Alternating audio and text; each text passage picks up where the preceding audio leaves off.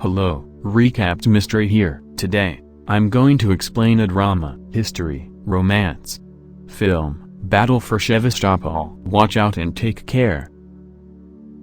The film premieres in 1937. Lyudmila Pavlichenko, a young student who recently passed the entrance examinations for Kiev State University, walks in. She travels to a shooting range with her buddies, including a female classmate named Masha, to celebrate. In an unexpected turn of events, her near-perfect shooting results at the range eventually result in the Red. The army contacted her about joining a sharpshooting program. She eventually joins them, but her father is also an army officer, and he does not want her daughter to have any business with the army because he has spent his entire life in the army and knows his way around. Lyudmila, on the other hand, is able to persuade him. She meets a Jewish doctor called Boris while serving in the army. They both fell in love with one another at first sight, spend time together, and eventually plan to marry. They both go to the movies one evening, and during the show, news arrives that Russia is under attack, because the Germans had invaded them,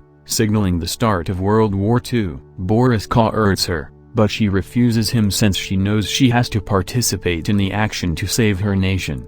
Given that she is already in the army, following the German invasion, she abandons him to fight on the Eastern Front and intensifies training with the army in preparation for battle. Her commanding officer tells her that because she is a good sniper, she will have to aim and kill the German army's captain, which will result in Germany being greatly disheartened indefinitely. However, before they could attack the enemy, the Germans attack from the sky, opening fire on Lyudmila and her fellow soldiers. She is terrified by the Germans' attack because she has never seen anything like it before, but she maintains her beliefs and seeks refuge. Despite the deaths of many of her fellow troops, she musters the resolve to pick up her rifle and fire at the Nazis, killing hundreds of them. Lyudmila now kills more Nazis with confidence after gaining a taste for murdering on the battlefield, and she focuses on the Nazi captain and excels at killing him. The German bastards lose spirit after seeing the death of their captain, and, thanks to Lyudmila's heroic efforts,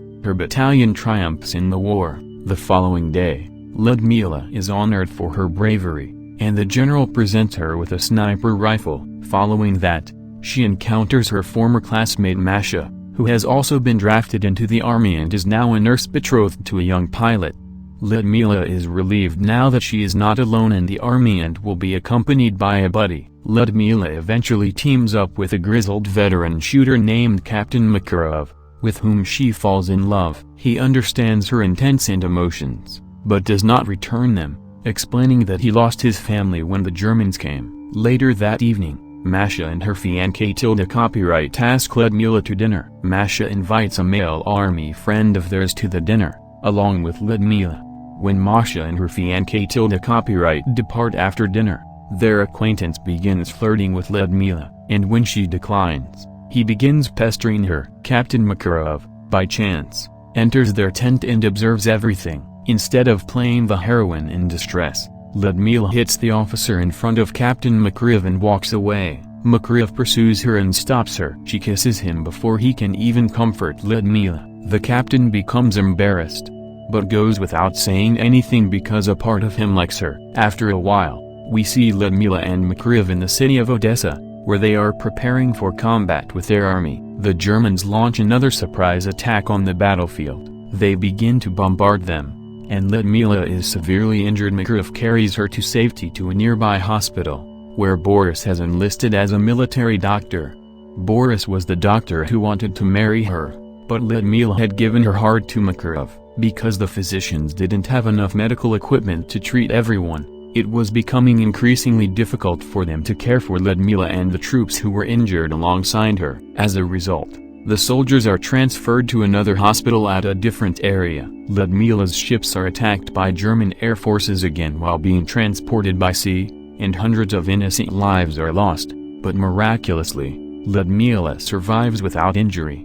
When she heals from her injuries, she approaches her senior majors and begs if she can return to the battlefield. In reality, she wanted to preserve her country while also reuniting with her captain, Makarov. Her bosses review her medical report and categorically deny her return to the field. They inform her that she is not medically fit to return to the force and that she will not be allowed to do so. Lyudmila picks up her medical report and heads to the hospital to meet with Boris. She insists on him signing her medical papers, stating that she is medically fit to return to the battlefield. He initially refuses to sign the papers, but Lyudmila convinces him to do so that she can return to the front lines. And now, Lyudmila has returned to the location where Captain Makariv was last seen. But, briefly, she learns that Makariv has fallen in battle and that the Soviets are retiring to Sevastopol. She has her heart shattered yet again, but she does not give up hope because of her patriotism and personal moral perception,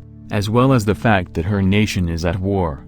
She is now assigned to Sevastopol. Lyudmila is back on the front lines, this time with a man sharpshooter named Leonid. To her new partner's disgust, she proceeds to hurt opposing soldiers in order to see them suffer. Despite a rocky start, the two eventually develop a deep romance and have slain a large number of Nazis together at this time. They spend at least months together, and both are secretly in love with one another, but Lyudmila is afraid to voice her feelings because of her previous deep and sad relationships. Christmas had arrived, and all of the troops were rejoicing with her. During the party, one of the soldiers gets into a fight with her. She undoubtedly punches the loser in the face, but her new companion, Leonid, intervenes and begins pounding the other guy. He immediately breaks the unpleasant pause between him and Lyudmila by addressing the elephant in the room. He tells her that he has been in love with her, and Lyudmila kicks her fear in the nuts by opening up to him and admitting that she has also been in love with him. She realized she had to inform Leonid about her sentiments since she no longer had the strength to bear misery or anguish. Things were beginning to look up for Lyudmila,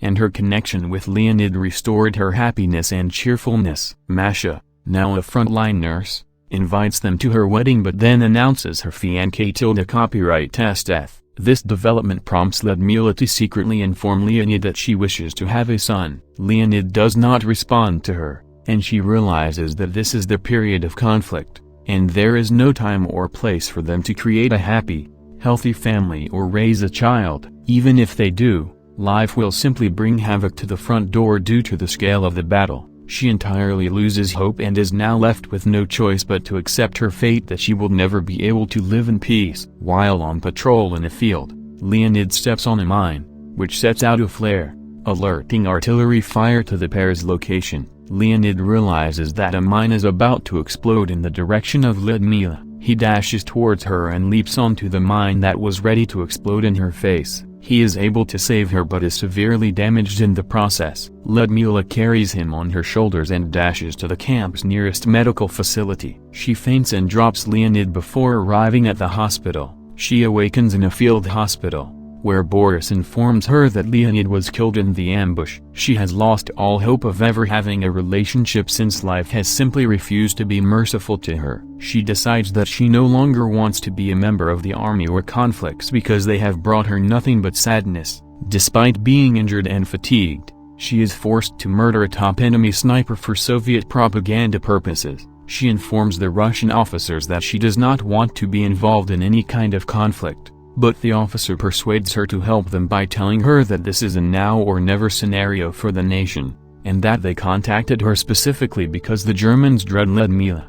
The duo will last all day. Lyudmila steps out of cover, revealing herself entirely tired of waiting. She is shot, but she manages to track down and kill the opposing sniper. Boris transports an injured and traumatized Lyudmila to a submarine that is leaving the city when Sevastopol is under siege. Lyudmila realizes that Boris handed her his own documents to flee the city as frightened residents try to board. Boris, Masha and countless citizens and soldiers were killed defending the city from the Germans. According to a voiceover, Lyudmila's combat experience makes her an important propaganda tool for the Soviets, who parade her around the world to raise donations for the anti-fascist war. Lyudmila, inspired by a visit with American First Lady Eleanor Roosevelt, strives to embrace her femininity by donning a frock at a speech in New York. Despite the fact that the Soviet propaganda minister accompanying her on tour forces her to change back into a Red Army uniform, she makes an important effect on the mostly male audience by asking, "Don't you think, gentlemen, that you have been hiding behind my back for far too long?"